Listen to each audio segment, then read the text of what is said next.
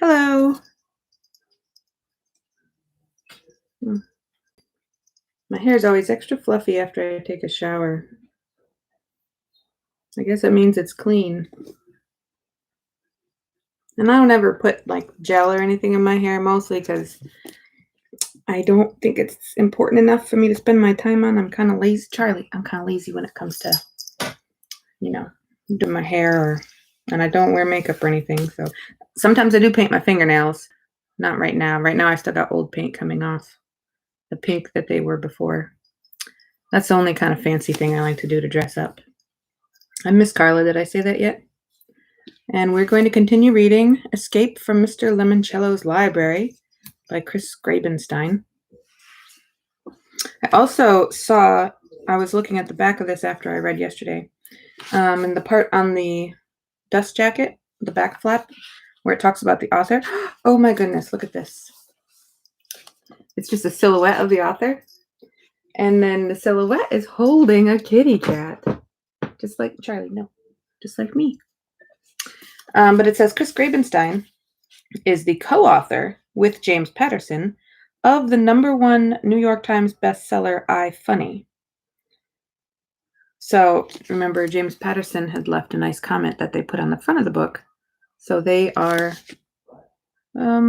colleagues. They work together sometimes. That's pretty cool. All right. Would you believe it? I don't think I put a bookmark in here yesterday, but I do have my cute little wild thing bookmark, so I'll use it today. And I just have to see where I left off.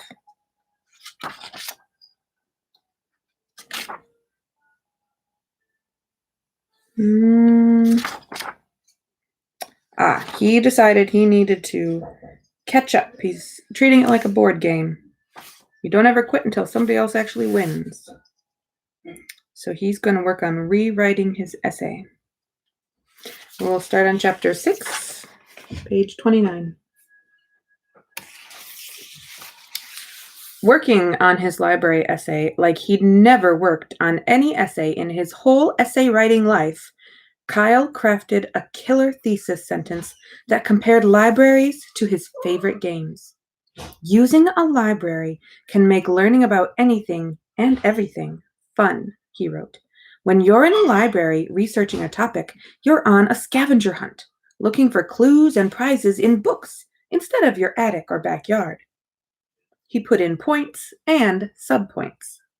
He wrapped everything up with a tidy conclusion. He even checked his spelling twice. But Akimi had been right. I'm sorry, Kyle, Mrs. Cameron said when he handed her his new paper at the end of the day. This is very good, and I am impressed by your extra effort. However, the deadline was this morning. Rules are rules, the same as they are in all the board games you mentioned in your essay. She basically handed Kyle a go back 500 spaces card. But Kyle refused to give up. He remembered how his mother had written to Mr. Lemoncello's imagination factory when he and his brothers needed a fresh set of clue cards for the indoor-outdoor scavenger hunt. Maybe he could send his essay directly to Mr. Lemoncello via email. Maybe, if the game maker wasn't judging the essays until later that night, Kyle still had a shot. A long shot, but hey, sometimes the long ones were the only shots you got. The second he hit home, he sat down at his mother's kitchen computer. He attached his essay file to a high-priority email addressed to Mr. Lemoncello at the Imagination Factory. What are you doing, Kyle? His mom asked when she came into the room and found him typing on her computer. Some extra credit homework. Extra credit? School's out at the end of the week. So? You're not playing my Diner Dash game, are you? No, Mom, it's an essay about Mr. Lemoncello's amazing new library downtown. Oh, sounds interesting. I heard on the radio that there's going to be a gala grand opening reception this Friday night at the Parker House Hotel right across the street from the old bank building. I mean, the new library. Kyle typed in a PS to his email. I hope at the party on Friday you have balloons. He hit send. Who did you send your essay to? His mother asked. Your teacher? No, Mr. Lemoncello himself. It took some digging, but I found his email address on his game company's website. Really, I'm impressed. His mom rubbed his hair.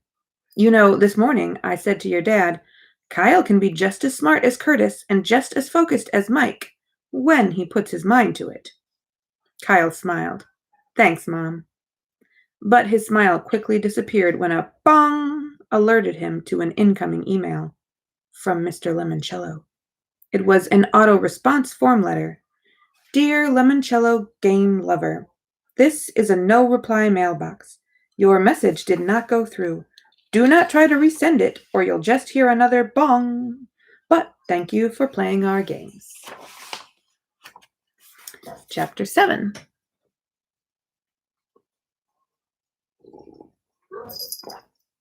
Come here, Charlie. You want to sit with me? Heading back to school on Tuesday, Kyle knew he had to put on a brave face. He smiled as he walked with his class toward the auditorium for a special early morning assembly, the one where Mr. Luigi L. Lemoncello himself would announce the winners of the library lock-in essay contest. I hope he picked yours, Kyle whispered to Akimi. Thanks, nope. Thanks, I do too, but the lock-in won't be as much fun without you. Well, when it's over and the library is officially open, you can take me on a tour. That's exactly what I'm going to do, if I win. If you don't, I'm sending a flaming squirrel after Mrs. Cameron.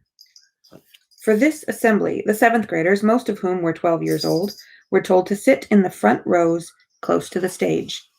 That made Kyle feel a little better. At least he'd get a chance to see Mr. Lemoncello up close and personal. But his hero wasn't even on stage.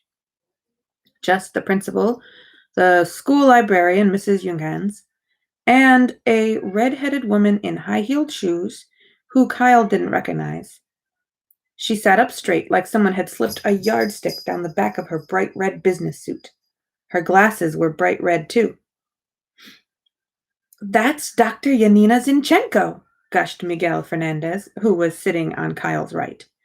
Who's she? Asked Akimi, seated to Kyle's left. Just the most famous librarian in the whole wide world. All right, boys and girls, said the principal at the podium. Settle down, quiet, please. It is my great honor to introduce the head librarian for the new Alexandriaville Public Library, Dr. Yanina Zinchenko. Everybody clapped. The tall lady in the red outfit strode to the microphone. Good morning.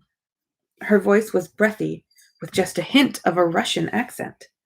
12 years ago, this town lost its one and only public library when it was torn down to make room for an elevated parking garage.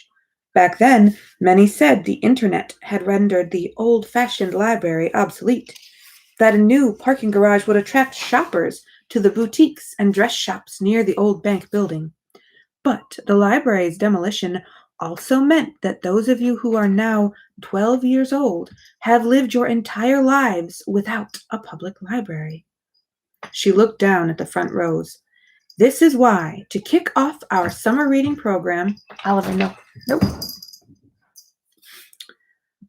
12-year-olds will be selected to be the very first to explore the wonders awaiting inside Mr. Lemoncello's extraordinary new library. You will, of course, need your parents' permission. We have slips for you to take home. You will also need a sleeping bag, a toothbrush, and, if you please, a change of clothes. She smiled mysteriously. You might consider packing 2 pairs of underwear. Okay, thought Kyle. That's bizarre. Did the librarian really think 7th graders weren't toilet trained?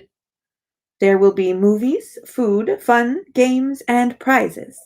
Also, each of our 12 winners will receive a $500 gift card good toward the purchase of Lemoncello games and gizmos. Oh man, $500 worth of free games and gear?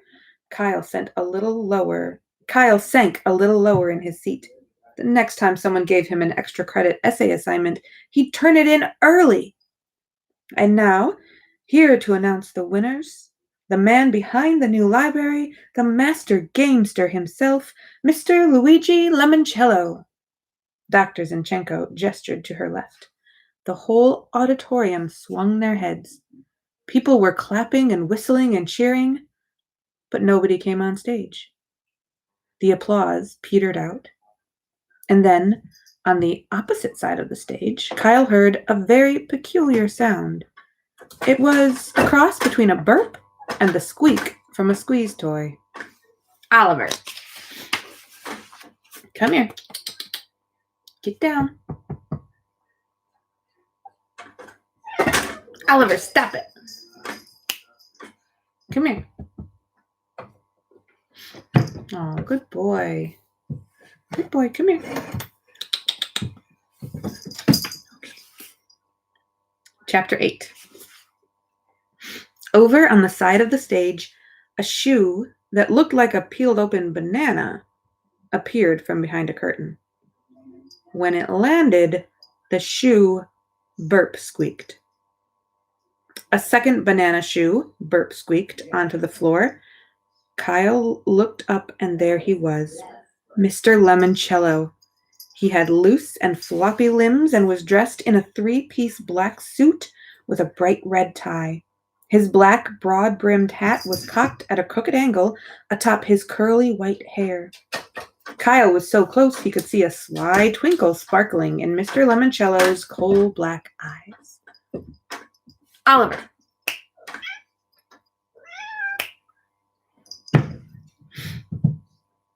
Treading carefully, Mr. Lemoncello walked toward the podium. The burp squeaks in his shoes seemed to change pitch, depending on how hard he landed on his heels.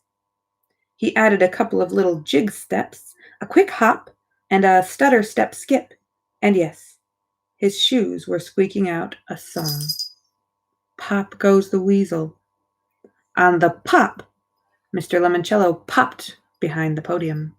The crowd went wild. Mr. Lemoncello politely bowed and said very softly, thank you, grazie, grazie. He bent forward so his mouth was maybe an inch away from the microphone.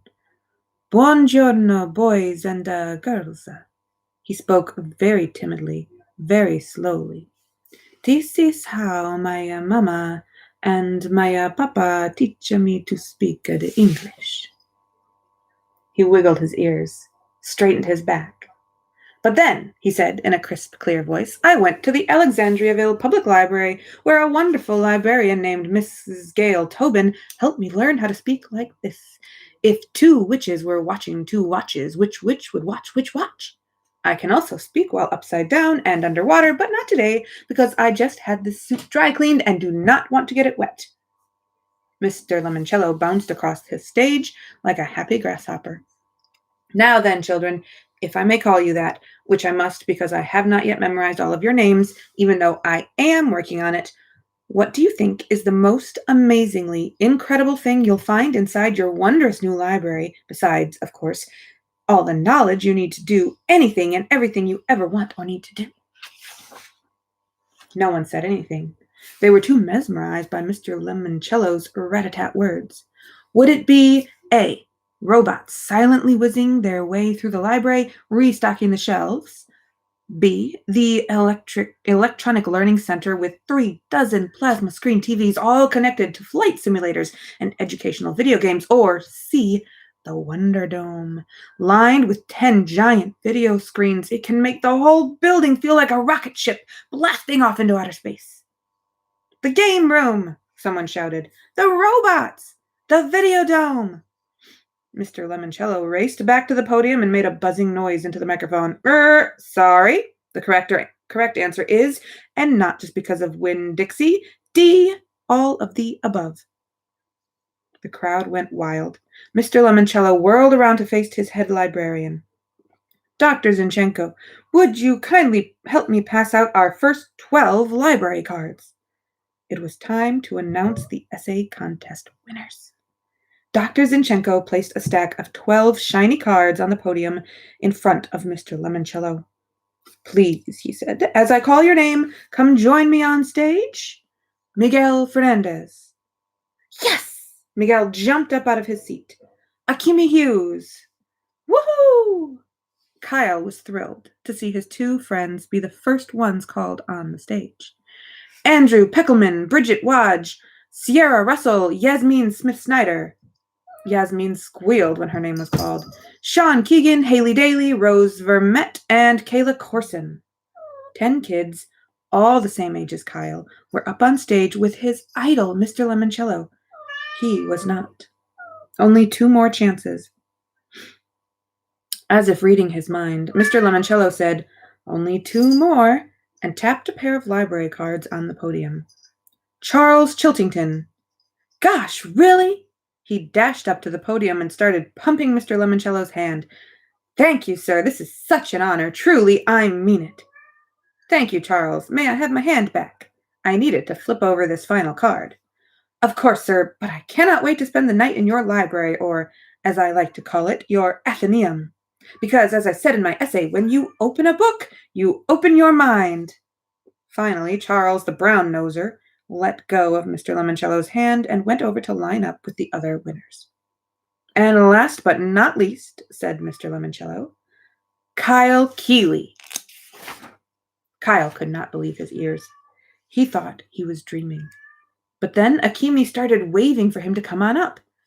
Dazed, Kyle made his way up the steps to join the others on stage. Mr. Lemoncello handed Kyle a library card. His name and the number 12 were printed on the front. 2 book covers, "I Love You, Stinky Face," and "The Napping House," were on the back. "Let's all pose for a picture, please," said the principal. When everybody moved into position for the photographer, Kyle found himself standing right next to Mr. Lemoncello. He swallowed hard. "I'm a big fan, sir," he said, his voice kind of shaky. "Why, thank you, and remind me, you are?" "I'm Kyle, sir, Kyle Keeley." "Ah, yes, the boy who proved what I've always known to be true. The game is never over till it's over. Bong!" Chapter 9. I hope you can hear me okay over Oliver's whining.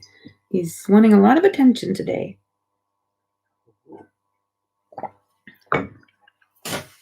Kyle couldn't wait to tell his family the good news. "I won the essay contest!" He showed them his shiny new library card. "Congratulations," said his mom. "Way to go," said his dad. His brothers, Curtis and Mike, were more interested in Kyle's other card, his $500 Lemoncello gift card. "It's good for 12 months, said Kyle. "But you need to use it now," said Mike. "We need to go to the store tonight so you can buy me Mr. Lemoncello's kooky wacky hockey." "I can't." "Why not?" "I have to show my library card at the store to cash it in." "And?" I'm grounded, remember?" "You know, Kyle," said his dad, looking at his mother, who nodded, "since you worked extra hard and did such a bang-up job on your essay, I think we might consider suspending your punishment." "Really?" "Really." Kyle's mom and dad smiled at him, the way they smiled whenever Mike won a football game or Curtis won the science fair. After supper, all 5 Keeleys piled into the family van and headed off to the local toy store.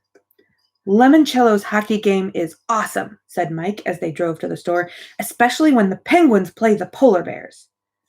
"I'm hoping to find a classic board game," mused Curtis. "Mr. Lemoncello's bewilderingly baffling bibliomania." "Is that about the Bible?" asked their dad from behind the wheel. "Not exactly," said Curtis, "although the Bible, especially a rare Gutenberg edition, may be one of the treasures you must find and collect, because the object of the game is to collect rare and valuable books by—" "The Penguins in Kooky Wacky Hockey aren't from Pittsburgh like in the NHL," said Mike, cutting off Curtis. "They're from Antarctica. And the polar bears, they're from Alaska." Kyle had decided to divvy up his gift card 5 ways. To give everybody, including his mom and dad, $100 to play with. As soon as they entered the store, the family split up. cruising the aisles with their own shopping carts. His mom was going to upgrade to Mr. Lemoncello's Restaurant Rush. His dad was looking for one of Mr. Lemoncello's complicated what-if historical games. What if the Romans had won the American Civil War? Kyle hung with Curtis and Mike for a while. Being the one with the gift card made him feel like he was suddenly their big brother. Mike quickly found his PlayStation hockey game, and Curtis was in geek heaven when he finally found Bibliomania. They only have one left, he gushed, tearing off the cellophane shrink wrap and prying open the lid. He sat down right in the middle of the store and unfolded the game board on his lap. You see, you start under the rotunda in the circular reading room. Then you go upstairs and enter each of these 10 chambers where you have to answer a question about a book. I think I hear Mom calling me, said Kyle. She must need the gift card. Enjoy! And Kyle took off. The store will close in 15 minutes, announced a voice from the ceiling speakers. Kyle flew up and down the aisles and grabbed a couple of board games he didn't own yet, including Mr. Lemoncello's absolutely incredible Iron Horse, a game where you build your own transcontinental railroad complete with locomotive game pieces that actually puff steam. As Kyle was doing some quick math to see if he'd spent his $100, Charles Chiltington rolled up the aisle with a cart crammed full with $500 worth of loot. Games, stacked on top of games, were practically spilling over the aisles, over the sides. Mr. Lemoncello's phenomenal picture word puzzler, one of Kyle's favorites, was teetering on the top. Hello, Keeley, said Chiltington with a smirk. He looked down at the 3 games sitting in the bottom of Kyle's shopping cart. Just getting started? No, I shared my gift card with my family. Really? Well, that was a mistake, wasn't it? Kyle was about to answer when Chiltington said, So long, see you on Friday. Kyle wasn't 100% sure, but Charles might have also muttered, Loser. Since the store was about to close, Kyle headed toward the checkout lanes. When he passed the customer service department, he saw Haley Daly. No, Kyle heard Haley say in a hushed tone to the clerk working the returns window.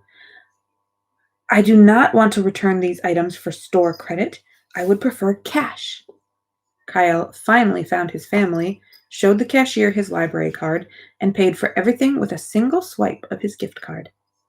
You know, Kyle, said his dad as the family walked across the parking lot, your mother and I are extremely proud of you. Writing a good essay isn't easy. Maybe you'll be an author someday, added his mom. Then you could write books that'll be on the shelves of the new library. Thanks, little brother, said Curtis, practically hugging his Bibliomania box. Yeah, said Mike, this was awesome. Way to win one for the team. Best family game night ever, joked their dad. Kyle was enjoying his rare moment of glory, playing Santa Claus for his whole family. As the week dragged on, Friday night and the library lock-in started to remind Kyle of Christmas, too. It felt like they would never come. Then, finally, they did.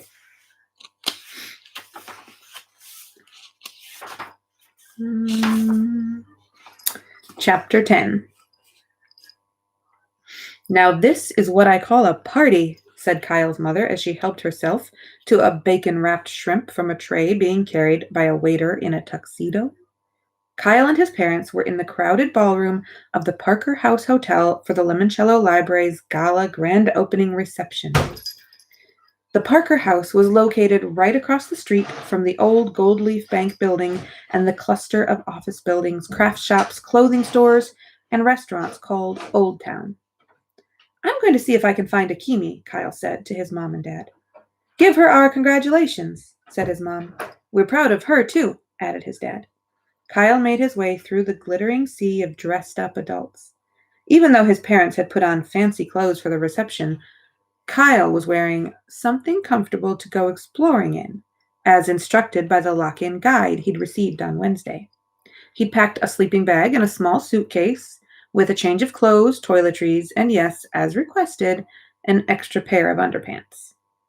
Kyle saw Sierra Russell all alone in a corner near a clump of curtains. It didn't look like her mother had come to the party with her. Sierra, of course, had her nose buried in a book. Kyle shook his head. The girl was about to spend the night in a building filled with books, and she was skipping all the free food and pop so she could read?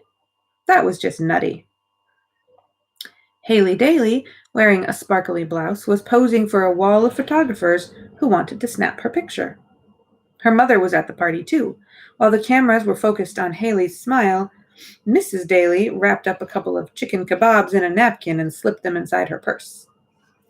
Now Kyle saw Charles Chiltington.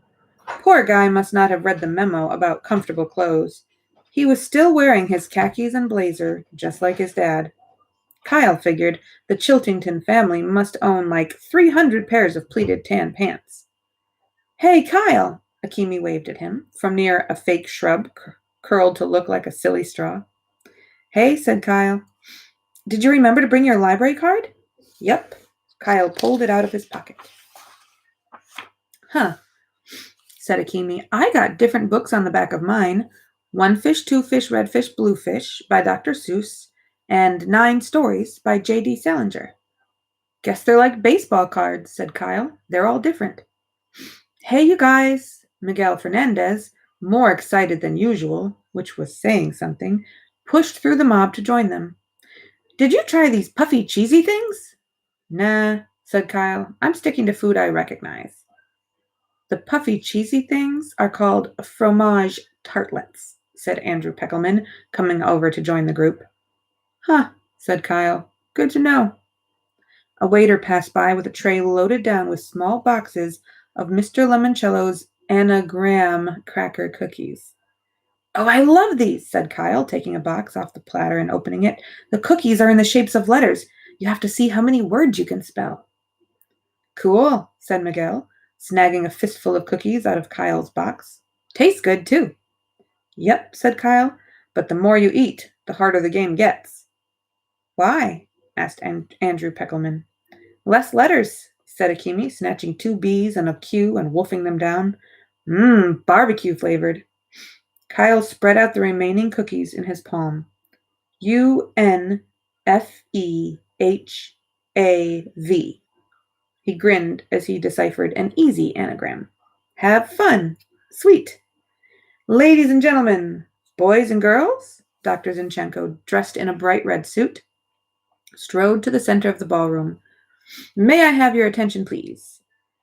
Mr. Lemoncello will be arriving shortly to say a few brief words. After that, I will escort the 12 essay contest winners across the street to the library. Therefore, children, might I suggest that you eat up?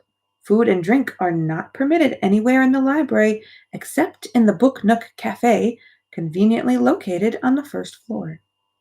Miguel grabbed a few more puffy, cheesy things. When she thought no one was looking, Mrs. Daly shoved a napkined bundle of bacon-wrapped shrimp into her purse. Akimi nibbled a couple of chocolate-dipped pretzel sticks. "Aren't you going to grab some more grub?" she said to Kyle. "No, thanks. I only like food I can play with." "One last thing," announced Dr. Zinchenko. "We, of course, want our winners to have fun tonight. However, I must insist that each of you respect my number 1 rule. Be gentle with each other, and most especially the library's books and exhibits. Can you do that for me?" "Yes," shouted all the winners, except Charles Chiltington. He said, "Indubitably." "Good thing the library has dictionaries," muttered Akimi. "Half the time it's the only way to figure out what Chiltington's saying." Suddenly, all the adults in the ballroom started clapping. Mr. Lemoncello, looking like a beanpole wearing a tailcoat and a tiny birthday party fireman's hat, strode into the room through the side door. Thank you," he said, stretching the elastic band to raise his kid-sized hat and tipping it toward the crowd. "You are too kind." When he let go of the hat, it snapped back with a sharp thwack. "As Dr. Zinchenko informed you, I'd like to say a few brief words. Here they are, short: memorandum and underpants. And let us pause to remember the immortal words of Dr. Seuss. The more that you read, the more things you will know. The more that you learn, the more places you'll go. Children? Mr. Lemoncello flourished his arm toward the ballroom doors. It's time to go across the street. Your amazingly spectacular new public library awaits. I think that is an excellent place to stop. So this time I'm going to remember to put my bookmark in the book. We're starting with chapter 11 tomorrow, which is page 51. I love this book already, as you might expect from a librarian. We've already read a good little chunk. I'll see you tomorrow. Have a good day.